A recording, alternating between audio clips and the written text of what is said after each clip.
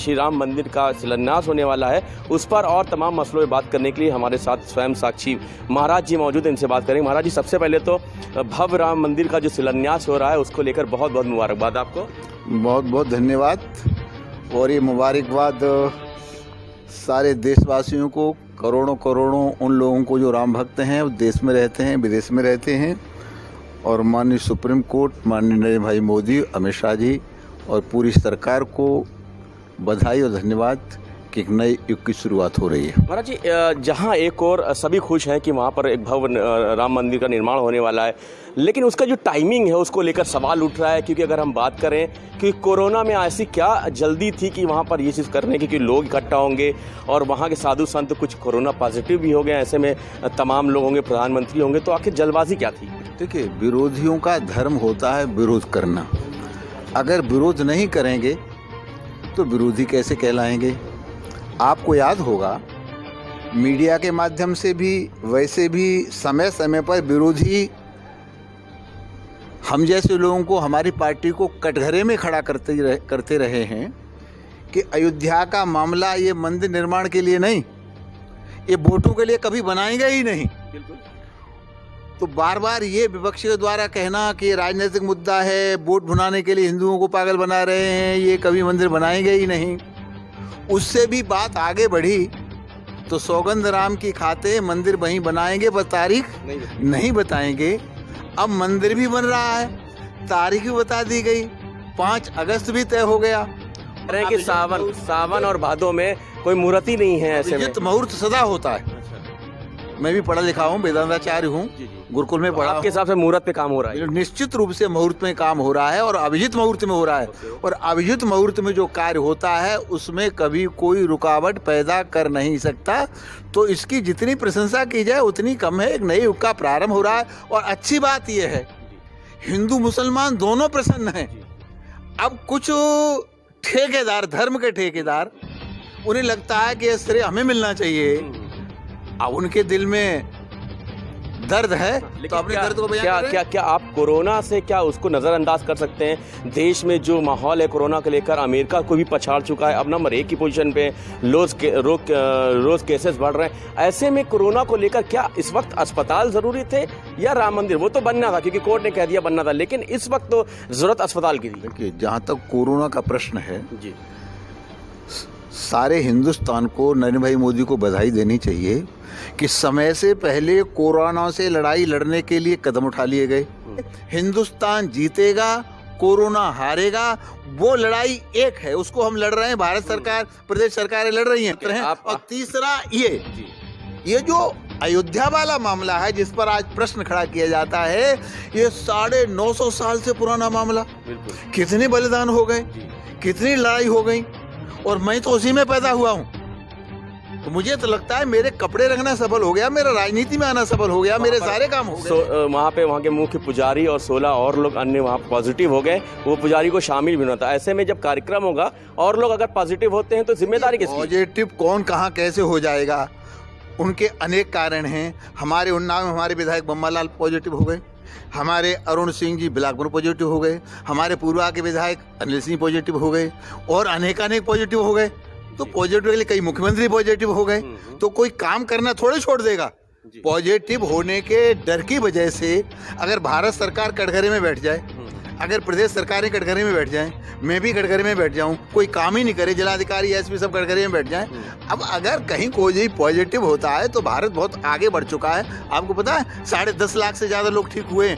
तो ठीक होने का 14 लाख से ज्यादा लोग संक्रमित, मैं कहता हूँ 14 लाख से ज्यादा संक्रमित हुए हैं, तो 10.5 लाख से ज्यादा ठीक भी तो हुए।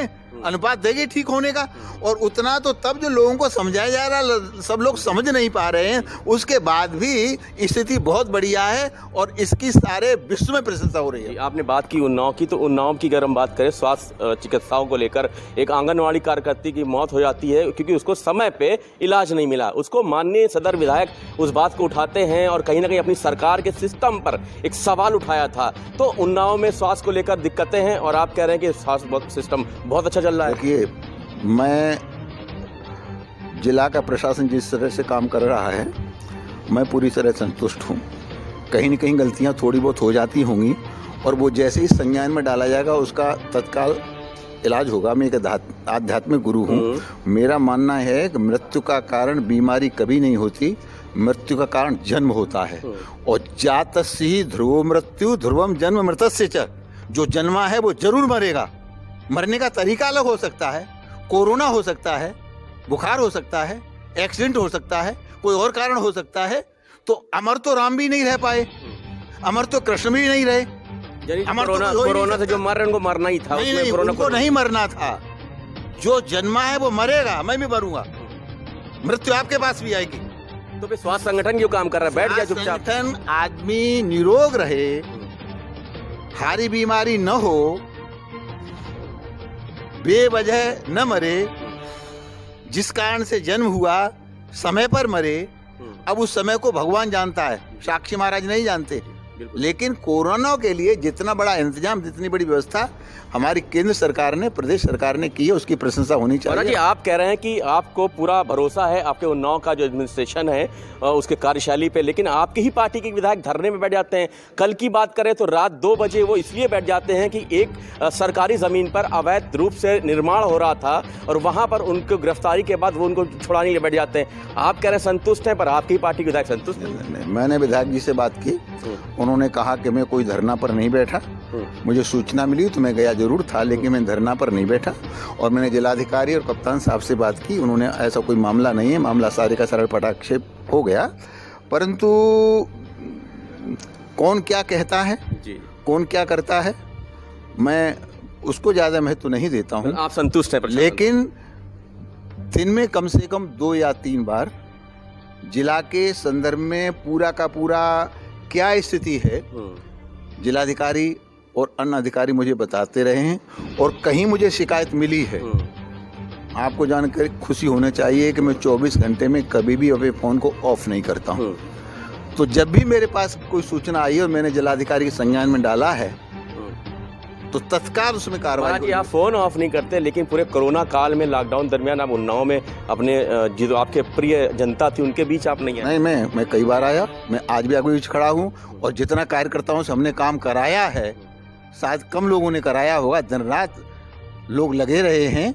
अब खुद को बचाना और जनता को बचाना ये बहुत आवश्यक है। मैं धर्माचार्य भी हूँ, मेरी लोकप्रियता भी है, तो और मैं दिल्ली में रहता हूँ, तो मेरे गले में लोग माला डालें, मेरे सेल्फी लें, मेरे से चिपटें, मेरे पैर छुएं तो ठीक कीजिएगा और उनको बीमारी हो जाए। तो इसकी चिंता मुझे करना आवश्यक है। डिस्टेंसिंग आपने बनाई। चलिए, चूंकि आप सच में धर्माचार्य हैं और एक काफ़ी बड़े गुरु हैं, एक आखिरी सवाल आपसे ये है, क्या 5 अगस्त को हो रहे शिलान्यास पे, प्रभु श्री राम के भव्य मंदिर निर्माण के शिलान्यास पे आपको न्योता मिला है कि अभी तक आप जा रहे हैं वहाँ? देखिए, मेरे पास तो प्रभु श्री राम का ही न्योता है, लेकिन मैं भी आपके चैनल के माध्यम से योगी जी से, मोदी जी से आग्रह करूंगा, जिस कोरोना की आप चिंता कर रहे हैं इसको दृष्टिगत रखते हुए कम से कम लोगों को वहां बुलाया जाए। आपको बुलाया जाए? आपको बुलाया जाए? मैं तो बुलाएंगे तभी नहीं जाऊंगा। कम से कम लोगों को, कम से कम भीड़ इकट्ठी होनी चाहिए, घर में दिया जलाना चाहिए, घर में आनंद मनाना चाहिए, वहाँ भीड़ इकट्ठी करने की आवश्यकता नहीं है। ऐसी सरकार ने भी अपील की है। मंदिर बन रहा है, ये बड़ी बात है, जिसके लिए दुनिया कहती थी कोई मंदिर के नाम पर एक ईंट भी नहीं ले सकता, वहाँ बन ही नहीं सकता। लेकिन सबसे बड़ी बात है हिंदू और मुस्लिम के सौहार्द में मंदिर को लेकर के जब से सुप्रीम कोर्ट का आदेश आया है, कहीं एक भी खून का कतरा जमीन पर नहीं गिरा। इससे बढ़िया सौहार्द कहीं देखने को मिल नहीं सकता। तो अकेले मोदी जी ये शिलान्यास करें 4 आदमियों को लेकर, कम से कम मैं प्रसन्न हूँ। चलिए, बहुत बहुत शुक्रिया हमसे बात करने के लिए। ये थे उन्नाव से लोकप्रिय सांसद साक्षी महाराज जी, जिनका साफ तौर पे कहना है कि 5 अगस्त को हो रहे शिलान्यास पे बहुत खुश हैं। हिंदू मुस्लिम की लगातार जिस तरह से एकता का प्रतीक माना जा रहा है, और इसी तरह से इन्होंने ये भी कहा है कि एक लोकल मुद्दे पे कि उन्नाव के प्रशासन से ये पूरी तरह से संतुष्ट हैं, और विधायक प्रकरण में कहा कि किसी तरह का कोई भी प्रदर्शन नहीं किया गया। जर्नलिस्ट लक्ष्य निगम के साथ सलमान खान, न्यूज़ वाला उन्नाव।